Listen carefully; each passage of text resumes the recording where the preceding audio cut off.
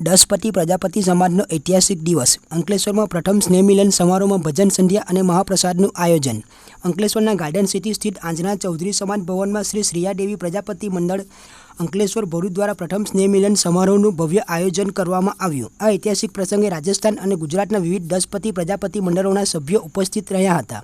કાર્યક્રમમાં મુખ્ય અતિથિ તરીકે અંકલેશ્વર નગરપાલિકાના પ્રમુખ લલિતાબેન અને ભવાનીસિંહજીએ વિશેષ હાજરી આપી હતી। સમારોહમાં રાત્રે ભજન સંધ્યાનું આયોજન કરવામાં આવ્યું હતું, જેમાં રાજસ્થાનના પ્રખ્યાત કલાકાર છેલપુરી ગોસ્વામીએ માતા શ્રી શ્રીયાદેવીના ભક્તિમય ભજનોની રમઝટ બોલાવી હતી।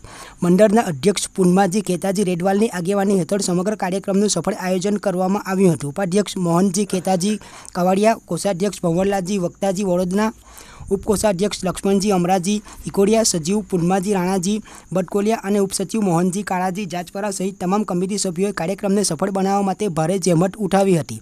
સમારોહમાં પધારેલા તમામ મહેમાનોનું પરંપરાગત રીતે સાફો અને હાર પહેરાવીને સ્વાગત કરવામાં આવ્યું હતું અને મહાપ્રસાદ